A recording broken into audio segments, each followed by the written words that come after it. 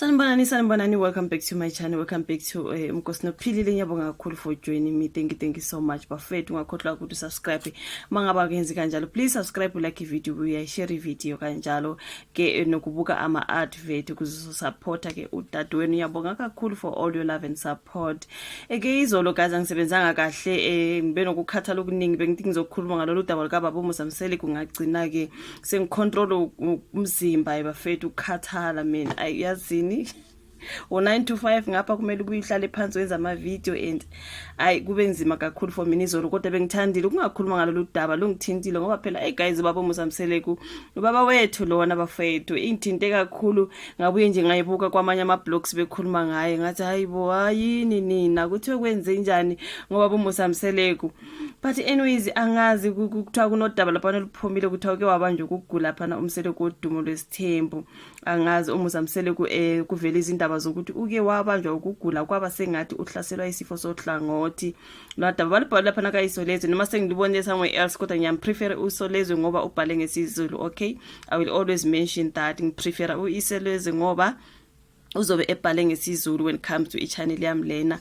ngiyakwazi ukuthi ngingafunda ngesizulu. So yeah man bafethu ngiyangiphatha kabuhlungu ke le kababa Mseleku. Share man asathembe lakho niyalulama but sizozwa ke estoryini ukuthi bathi usenjani okwamanje sibhalwe nginokubonga ke phenyane ukuthi asekuvela ukuthi ikhulunyelwa phansi ke leyo ndaba emndenini indaba yokugula kwakho usomabhizinisi ke obuye athule izinhlelo ku television Mseleku. uMusa kuvela ukuthi ke ulaliswe esbhedlela isikhashana njengoba ke bekungathi ushaywa isifo sohlangothi. Umthombo lapha na weyisolezo sendeleni nomndeni wakwamseleku uveze ukuthi uyamangala ukuthi kungani kungavelanga kwabezindaba njengoba ke eke wangaphatheka impela. Kushuthi mhlamba bathandanga ukuthi balukhulume ezindabeni befunile ukuthi bebone ukuthi what's going on mhlawumbe sometimes phela guys njengomndeni kakudinge ukuthi nithule kancane hayi ukuthi into mayenzeka seniyaphapha nezindabeni into yenzeka nezindabeni mina nike nishayele phansi kancane angibasoli na kancane ukuthi baye bayishayela phansi leyo. Yeah man, shame. uMusa uke wagula emasontweni adlule njengoba ke bekungathi ushaya isifo sohlangothi waya esbhedlela njengoba manje usengcono uma ubheka muva nje usefaka izibuko zamehlo azithole ngemuva kokungaphatheki kahle empilweni kuchaza ke laphana umthombo. Shame man. Mseleku uma ethinto abezindaba ujwayele ukutholakala kodwa sekuyisikhathi ke manje esingangenyanga leli phephandaba lizama ukuxhumana naye ocingweni lwakhe kodwa ke elungangeni kuthiwa akatholakali ke kulezi insuku uphathekile bakithi. Isolezwe lelathola ukuthi usamile ukukhuluma nabezindaba njengoba efuna ukululama kahle wathi ngisho nabanye asebenza nabo usamile ukukhuluma nabo. Omunye ke umthombo uthe ujwayele amakhosikazi kaMseleku amabili umacele nomangwabe kodwa muva nje sincane isikhathi asichitha nawo mele phela babheke ubaba ngoba uyagula nkosi yami mina uMusa siyaxhumana naye ngokomsebenzi kodwa muva nje angimtholi umangwabe sisondelene kakhulu naye kodwa angimtholi ocingweni. Mina naye sike sixoxe ngisho izindaba ezijule kabi kodwa muva nje asixoxe kungenzeka ukuthi lolu daba badonswe ngendlebe ukuthi bangalukhiphi kwabezindaba nasemphakathini kusho lapha nomthombo. But who can blame them bafethu manigulelwa kanje ntatazeli inkosi yami kodwa niye kwabezindaba angibasoli ke guys nami ngiyazifuna izindaba kodwa angibasoli inkosi yami njengoba kushiwo lapha ukuthi abasatholakali komangwabo makhumalo encingweni zabo. Yeah man basafuna ukuthi bangathi bashayela phansi kuyezwakala guys mawugulelwa inkosi yami ngeke kwenzeka lokhu nje sekuvela ukuthi uzobonakala kwisizini entsha eza ngoJanuary kowesifazane othandana noMseleku ngiyacabanga ukukhulunywa ngowife number 5 isizini ke yesishiyaka lo mbili kulindeleke ukuthi iqale ngoJanuary kumzansi magic. Iseleze lithola ukuthi owesifazane uzobonakala eziqeshini ezintsha futhi nasemagcekeni kaMseleku useke wabonakala ekhwishiza khona. Oh really ushuthi lo number 5 ukhona kwakuthi akakabi khona kaMseleku kodwa yena ukhona mhlawumbe kwamanje nakaMseleku usekhona sesizombona ke kuma shows. Alright, umthombo weselezwe sondelene nokuqoshwa ke kwalolu hlelo uveze ukuthi akukho ukungabaza njengoba owesifazane isizini edlule yaphela ebonakala engene endaweni yokudlela elindwe uMseleku ngoba usengenile esithenjini njengonkosikazi wesihlanu. Siyabona ezinkundleni zokuxhumana abantu badidekile ukuthi ngabe ukhona yini ngempela unombolo 5 noma cha. Ngakutshela nje ukuthi kulolu hlelo okuqopha isizini entsha sekuyela emaphethelweni futhi ke okuningi besikwenza naye ekhona, kodwa okuningi nami ngeke ngikuveze kuzobonakala ohlelweni. Angazi noma uke wabona yini ezinkundleni zokuxhumana kukhona abaveza khona ukuthi lona wesifazane ukhona emzini wakwaMseleku, kodwa mina engingakusho ukuthi abantu abalindele isizini entsha konke kuzoceca kuyo. So ilinda ngempela uveze ukuthi ke le season iza ngokuningi okushanje ngoba ke izingane sezikhulile, kuzoqhama kakhulu ubudlelwano bukaMseleku namakhosikazi akhe. Now Ivan Pho eMzansi Magic uthi bazomemezela kuleli sonto izinhlelo ezintsha ezizobonakala esiteshi sabo ngoDisemba nangoJanuary. Kuleli sonto kulindele ukuthi kuqale ezinye ezintsha okukhona kuzo amaGrootman nomnakwethu Happily Ever After.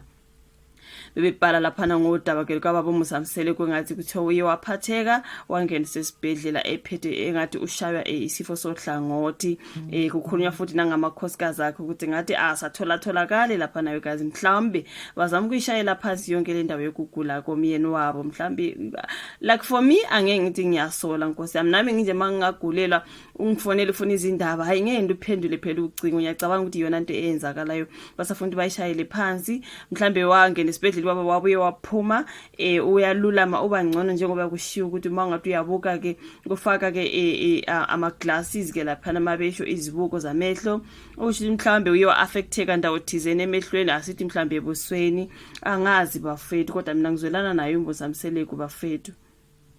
Ukugula kuyona into enhle bafethu, kakhulu nje isifo sohlangothi umkhuhlane oyingozi kabi loyo. Like really I like to understand why beshayela phansi, why bengatholakali into ekanjalo. So laphana ke lolu daba kuvezwa ukuthi ibishayelwa phansi indaba yokungatholakala kwakubuSamseleku kuthiwa uye wavalelwa esbhedlela engathi ushaya isifo sohlangothi. Kodwa ngathi ke ngumuntu okewa manje mhlawumbe usekhona ekhaya, kodwa ke ngoba elulama abafuni ukukhuluma ke laphana ngathi bathula abayishayela phansi, of which is understandable to me. It is understandable. Mhlambe uzothi naye sepholile, amazi baba uMseleku umuntu okhululeke kanjani, uzothi mesepholile ke ebese yasho ukuthi hey bafethu ngeke ngavelelwa. Uyamazi uMseleku guys, he shares a lot. Ubaba uMseleku shares a lot. Ngiyacabanga ukuthi uzobuya share athi hey yangishaya into kanjena uzobuya chaza Nkosi yami, njengoba ke kukhulunywa futhi nango season 5 season 5 ngisengizicabangela number 5 Nkosi yami. Hayi kodwa uthando nesithembu laphana ngathi sizobuya ke siku season wathi bafethu, ngase ngiyadideka phela mina ngisabuka uthando nesithembu you guys, anginayo iDStv mina yeah man. Kodwa ke kuhluywe number 5 ke laphana kuthiwa ke isizini entsha yona izodlala around abo January. Kuzobe kukhona number 5 lwesambona ke vela laphana. Khumbula kwakungathi bazohlangana ndawo thizeni nobaba uMseleku kule ya video nyane encanyana nje yabo. Wahlala uMseleku ugel wazofika later efaka ugreen entontoni, mangasithola isithembu sakhe nazosilahlela on my screen. Yeah, kodwa kuthiwa ke kodwa ngathi usekhona emagcekena kaMseleku, kusho ukuthi ke mayiqala isizini entsha uzobe sekhona uwife number 5 ke. I can't wait to see her, something like that. Ukhona phela wakwalahlela la online kwathiwa uMseleku number 5 kwabuye kwathiwa hayi akusiyena lona iactress intontoni, angazi you guys, mhlawumbe kwakuyena bezivala. You never know man when it comes to these reality shows. Sizolinda sibone ukuthi ngubani kanti yena lo wife number 5, into ezikanjalo bafethu. Asibonge nje makuthi babuye waphuma esibhedlela nokuthi mhlambe la khona ke uyalulama ekhaya, bazotholakala Nkosi yami ngabe konke seku right. Asingeke sikhale kakhulu ukuthi abatholakali bashayela phansi ezincengweni, abatholakali into ezikanjalo. Is understandable bagulelwa omyeni wabo, kuthiwa ngabe ngathi akaphathekile kahle ubaba ke, kodwa mhlawumbe later on we will hear the full story. Okay, siyabonga kakhulu ukuthi imamele ke, kodwa le video usubscribe, ushare, ulike, wenze konke ok right. Siyabonga kakhulu for uthando lwakho. Sibonana futhi kwenye video elandelayo. Bye.